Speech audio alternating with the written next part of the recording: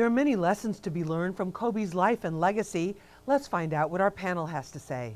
Joining me is Smush Parker. He's a former NBA player. He played on the Lakers with Kobe Bryant, and he's currently in training to be an NBA official. Smush, great to have you with us. Thanks for having me. Thank you so much. Also joining us is Prim Siripipat. She's a former ESPN anchor who interviewed Kobe Bryant. She's the host of The Next Chapter with Prim Siripipat on The Athletic, and she's also a former pro tennis player. Prim, great to have you with us again. Thanks for having me. Thank you so much. Also joining us is Jay Alford. He's a New York Giants Super Bowl champion from 2008, a former NFL player. He's currently a graphic designer for Topps, and he's from Orange, New Jersey. Jay, great to have you with us. Thanks for having me. Thank you so much. Prim, I want to start with you on this. The death of Kobe Bryant came as such a shock to people. It just was one of those moments where you remember where you were or what you were doing when you heard it. Why do you think it impacted everyone so deeply? Yeah, I've thought about that for a really long time, especially for many of us. We really didn't have a personal relationship with Kobe, but it was definitely one of those moments where you will always remember for the rest of your life where you were when you heard the news. I think there's a combination of factors. I think for the most part, we really saw him grow up in front of our eyes. We've known him since he was maybe 16, 17 years old. And because he was such a public figure and also he became such a star and an icon, he was one of those sports figures that was bigger than the game of basketball and bigger than sport. He was just kind of ubiquitous, if you will. You didn't have to be a sports fan to know who he was.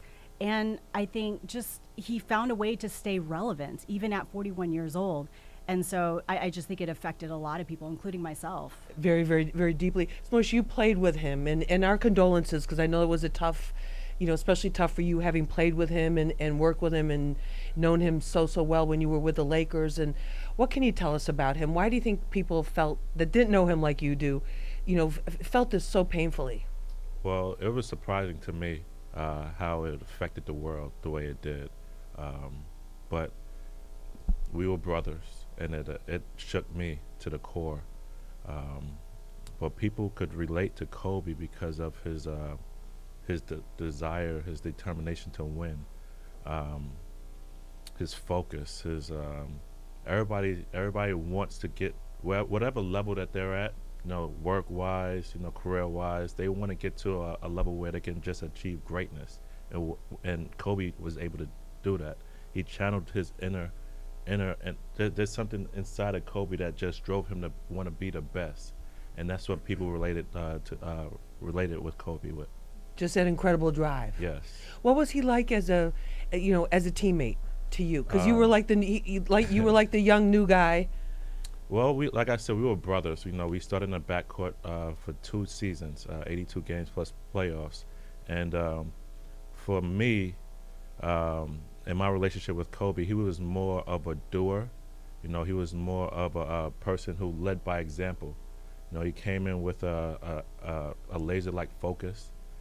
He was very professional. He took his craft and his work seriously. And for me, being the observer that I was, I just kind of watched him. Watch how he went about the game of basketball and the work that he put in. And I learned a lot just by watching.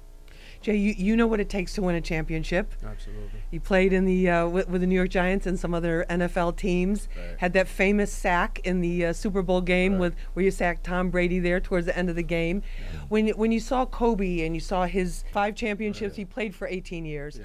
Yeah. When you see that level of accomplishment, what does that tell you about him as a player? Kobe to me was just more. He was the epitome of work, like what work ethic looks like. So to see, that level of expertise and him being able to do that consistently, you couldn't ask for anything better than that. It's just the drive. Did you relate to the drive? Oh yeah, absolutely. I grew up watching Kobe, so like she said, 18 years that he's been playing. And I grew up watching that, so some of my work ethic that I took, watched him do, I took from it, and the drive, absolutely. And apply to you in your football career. Absolutely. Prim, you interviewed him within the last year. He was already kind of he spent 18 seasons with the Lakers. Now as a dad, now was really involved with his daughter Gianna, and may they and everybody on that helicopter crash rest in peace. What did you notice about him? Because you've interviewed a lot of athletes. Yeah, I think it's funny that, my 17 years in broadcasting, and the one time that I finally get to meet Kobe and interview him, it happened to be once he's done with basketball, which really coincides with what I'm really passionate about. And I think the one thing, like, we all know about Kobe, the champion, and what he was like when he was playing, that win at all costs mentality that sometimes, in some ways affected his friendships and relationships. But I think the one thing that really stood out to me was really just how much he softened. And I think a lot of that had to do with age, the fact that he's had some time to separate himself from basketball, the fact that he's become not a father, but also a father of not one, two, but 4 daughters. And that, becoming a parent changes your life. But as a man, having 4 daughters, that is game changing.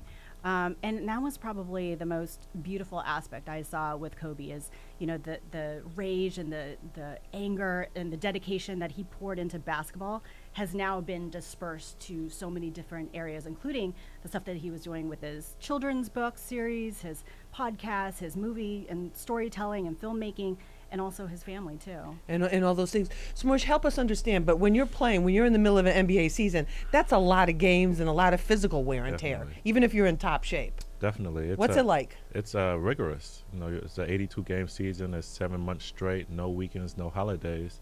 We can have 4 games a week where we're traveling right after a game. We play Monday against the Minnesota Timberwolves, let's just say. And right after the game, we're on a plane to the next city. We're flying to Detroit. We get into a city at 2, 3 o'clock in the morning to play a back-to-back.